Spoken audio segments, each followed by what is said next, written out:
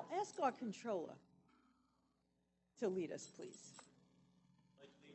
To the flag of the United States of America, to the republic for which it stands, one nation, under God, indivisible, with liberty and justice for all. Thank you.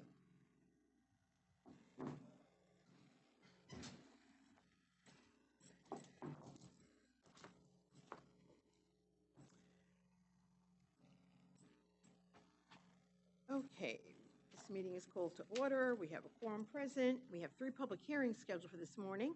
The first public hearing is to consider the adoption of a local law to override the tax levy limit established in General Municipal Law, Section 3C for fiscal year 2026.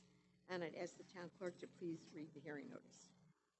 Thank you, Madam Supervisor. Item 1, to consider adopting a local law to override the tax levy limit established in General Municipal Law 3C for the fiscal year 2026. Okay, no one has signed up to speak on this particular hearing. Do I have a motion to close the public hearing? Motion, thank you. Councilman Lorenzo, I'll second. All those in favor? Aye. Opposed? The hearing is closed.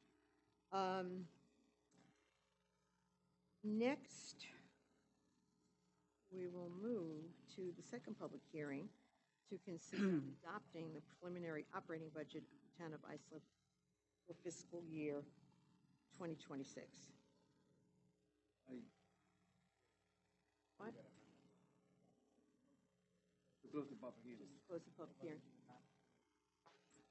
I was going to do a separate vote for that, but I'll be happy to do that. I'll adjust that motion to close the public hearing and adopt the resolution. All those in favor? Aye. Opposed? It is approved. Thank you. We will then go to the second public hearing with respect to the operating budget for fiscal year 2026. Again, we have no one who has signed a card to speak on it, and I will make a motion to close the public hearing and adopt, and then ask the controller to come up and just do a brief overview before we take a vote. So I'll make that motion. Do I have a second? Second. Second by Councilman O'Connor. All those in favor? Opposed? Not on the budget, but just on the hearing. The hearing is closed, and I would ask the controller to come forward.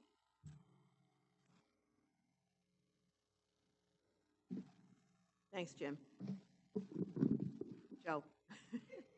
Good morning, everybody. Joseph Been Ludwig, that kind of day. Controller, 401 Main Street for the town of Islip.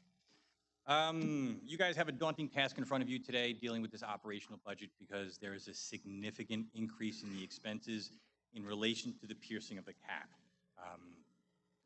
That is really the driving factor behind the 2026 operational budget. We have proposed, which I see is on the agenda for later on, the blue collar and white collar contract ratifications, and that is basically what has added the significant piece to this budget.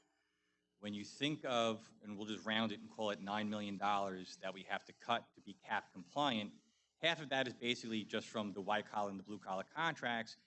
And while that sounds a lot, you all have to remember that back in, I believe, and I know the union members are here and they'll throw stuff at me if I get it wrong, but I believe it was around 2006 or so, blue collar and white collar were frozen for 6 years. That means no step, no raise, nothing. So back in the early 90s, where the town was amongst the better paid townships on the island, we have significantly dropped over the last 30 years.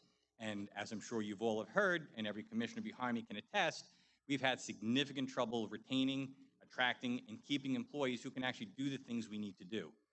So the negotiations, which were a long time coming, have actually started to make a significant impact on that salary discrepancy, if you would. That is really half of the reason why we had this cap increase. The other pieces, which are all things we cannot control, everything we're hearing from our banking partners is that we're looking at a significant rate increase on our interest earnings going into 26. So that's $1 million that we have to take out of the budget right off the top. We're hoping we won't have to lose that much. We don't know what's going to happen in Washington as 2026 rolls around.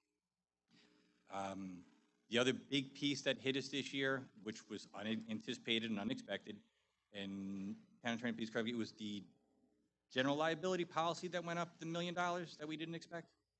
Excess policy?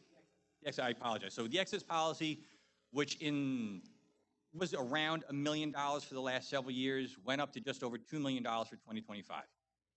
No claims, no cases. We don't know why it went up, but it went up, and we had to pay that. And that's an increase that's going to impact the 26 budget that was not in the 25 budget.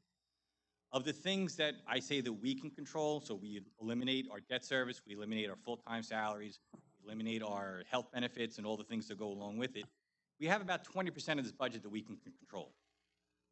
And of that 20%, take notes, I think we went up by about $500,000.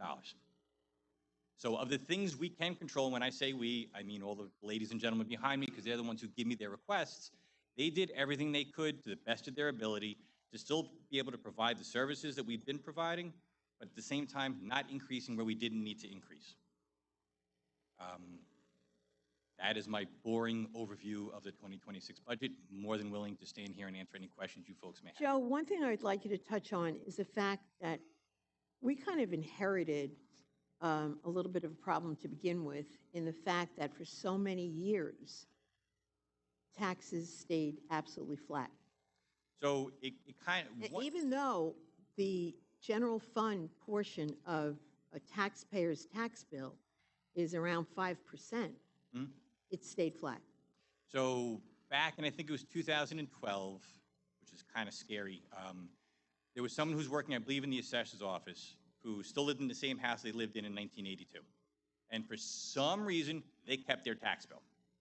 Did no alterations to their home, so it was the perfect example. The three major funds that we always talk about, general, part-town, and highway, the amount they paid in 1982 was less than the amount they paid in 2012.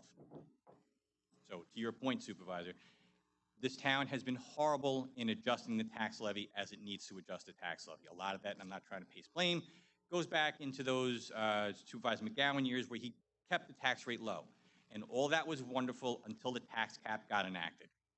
Now, because we kept our tax rate artificially low, once that cap got enacted and we can only go up 2%, we're going up 2% off an artificially low number. We are always going to be behind the 8 ball in this one.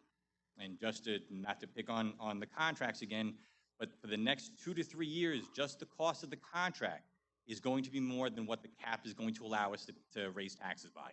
So the contract alone, being overly simplistic, is more than what the allowance will be to increase our taxes year over year for the next 2 years at least. And Madam Supervisor, to your point, it's because we started with a very low tax levy, and to try to increase that just doesn't happen when you're trying to live within the cap. Okay. Are there any questions at this time for Joe? I really want to thank you. I know you've made yourself available. If anybody has any questions or comments on the budget, any suggestions on the budget, you know, as I have, we all know that technically this is the supervisor's budget, but, you know, I'm here all the time, and anyone is, you know, was welcome to make any adjustments they chose to. But in light of the challenges that we face, in light of the fact that we have a workforce that I believe is second to none, and we needed to address the problem that we inherited years ago, and that, as you said so well, it's been difficult retaining, difficult recruiting, and hopefully with this new contract, we'll be able to address that inequity. Any questions, any comments? Okay, I would then make a motion to approve, with the hearing being closed, the operating budget for 2026. Do I have a second on the motion to approve the budget? Second. Thank you. We have a motion and a second. Roll call on the budget. Councilman O'Connor. Aye. Councilman Guadrone. No. Councilman Lorenzo. Councilman McGelway. Madam Supervisor. Yes. The motion fails 3-2. Okay, thank you. Let us move now to the capital budget and the hearing on the capital budget. If you would, please read the hearing notice, Madam Clerk. Item number 3, to consider adopting the preliminary capital budget of the Town of Islip for the fiscal year 2026. Okay, we have a motion. I will make a motion then to close the public hearing. I know the capital program has been distributed and discussed, and again, with the capital plan, it is that, a plan for projects that are needy and necessary across the town. And before we appropriate any money, it will come back before this board for a vote to appropriate for whichever the given project is. So I will make a motion to approve the capital budget for 2026. Do I have a second? Second. We have a motion and a second. Roll call on the budget vote. Councilman O'Connor. Councilman Lorenzo. Councilman Guadrone. Aye. Councilman McGelway. Madam Supervisor. Yes, Motion passes 5-0. thank you. Okay, that takes care of the public hearings. Next, we will have 2 resolutions for the board's consideration. Number 1 is ratification of the proposed blue-collar collective bargaining agreement for the period beginning January 1st, 2025 through December 31st, 2031, and authorization with supervisor to execute same on behalf of the town. Again, as was mentioned by the controller, there was a lot of participation in the process in getting us to this point with this particular contract. Again, addressing inequities from years past. We, again, have an employee workforce, a family of employees that care so much about this town and do a wonderful job. And, you know, I'm happy to present this and would like to make a motion to approve. Do I have a second? Second. Second by Councilman Lorenzo. Roll call on the budget, on the contract. Councilman Lorenzo. Councilman O'Connor. Councilman Guadrone. Aye. Councilman McGelway. Madam Supervisor. Yes, Motion passes 5-0. thank you. And next, we will move to the ratification of the proposed white-collar collective bargaining agreement for the period January 1st, 2025, commencing December 31st, 2031, and authorization for supervisor to execute same on behalf of the town. Any questions on this? Hearing none, I'll make that motion. Do I have a second? Second. Second by Councilman Guadrone. Roll call on the vote. Councilman Guadrone. Aye. Councilman O'Connor. Councilman Lorenzo. Councilman McGelway. Madam Supervisor. Yes, Motion passes 5-0. thank you.